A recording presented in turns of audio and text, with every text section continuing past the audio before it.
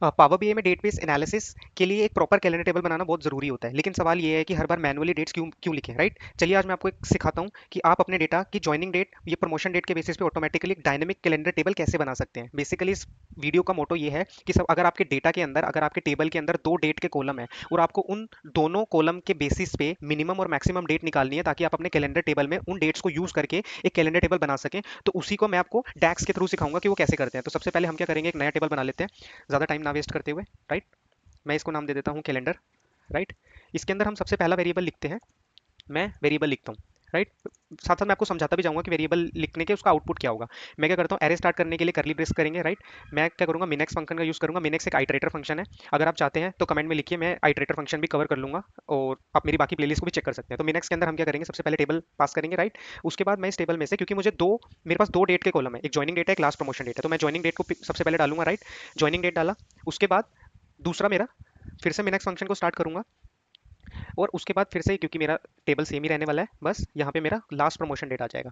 अब इसका आउटपुट क्या होने वाला है, राइट? यहाँ पे क्या होगा, सबसे पहला मिनेक्स जब रन होगा तो ये क्या करेगा, ज्वाइनिंग डेट की जो भी मिनिमम डेट होगी वो यहाँ पे आ जाएगी, और लास्ट प्रमोशन डेट की जो भी मिनिमम डेट होगी वो हमारी यहाँ पर आ जाएगी, राइट? अब अगले क्या करेंगे, इसमें क्या हुआ, हमारे पास एक टेबल क्रिएट हुआ, क्योंकि आइटरेटर फंक्शन है तो हमारे पास एक टेबल क्रिएट होगा, उसके अंदर दो एंट्रीज आ जाएंगी, दो एंट्रीज आ जाएंगी, मतलब minimum of joining date and minimum of last promotion date. मुझे तो एक डेट चाहिए, तो मैं क्या करूंगा, मैं एक और वेरिएबल लिखूंगा, उस वेरिएबल के अंदर मैं क्या करूंगा, मिनेक्स फंक्शन फिर से यूज करूंगा, और मैं अपना, अब क्योंकि मेरा एक वर्चुअल टेबल हो गया जिसके अंदर दो, एक कॉलम के अंदर दो डेट है, minimum of joining date, minimum of last promotion date, वो यहाँ पर आई कोमा। अब मैं यहाँ पे क्या करूंगा, उसकी वैल्यूज को पास कर दूंगा। वैल्यू कुछ नहीं है, जो भी उस टेबल के अंदर मेरी वैल्यूज है, वैल्यूज मींस उस कॉलम के, टेबल का जो कॉलम है उसके नाम को रेफर कर रहा है, राइट? अब मैं ये सेम चीज क्या करूंगा, सेम चीज मैं करूंगा मैक्सिमम वैल्यू के लिए, राइट? मैक्सिमम के लिए क्या करूंगा, मैं सबसे पहले फिर से क्या करूंगा, एक एरे स्टार्ट करूंगा, राइट? एरे के अंदर मैं मैक्स एक्स लिखूंगा, मैक्स एक्स के अंदर मेरा सेम रहने वाला है शीट, और शीट वन का मेरा यहाँ पे रहने वाला है जॉइनिंग डेट, राइट? कोमा डालूंगा, फिर से मैक्स एक्स लिखूंगा, मैक्स एक्स के अंदर मेरा sheet one, then sheet one का मेरा last last promotion date, right? और मैं इस अरे को बंद करूंगा और एक वेरिएबल डी बनाऊंगा।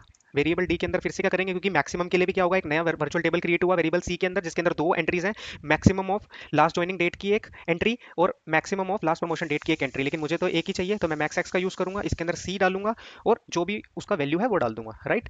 उसके बाद मैं क्या करता हूँ, अब रिटर्न करता हूँ। रिटर्न में मुझे क्या करना है, क्योंकि मुझे कैलेंडर टेबल जनरेट करनी है, तो मैं कैलेंडर लिखूंगा। स्टार्ट डेट के अंदर क्या हो जाएगा, स्टार्ट डेट के अंदर मैं अपना बी वेरिएबल पिक कर दूंगा, क्योंकि यहाँ पे मेरा मिनिमम एक वैल्यू यहाँ पर आ रही है, और एक डीप डाल दूंगा और मैं इसको एंटर करूंगा।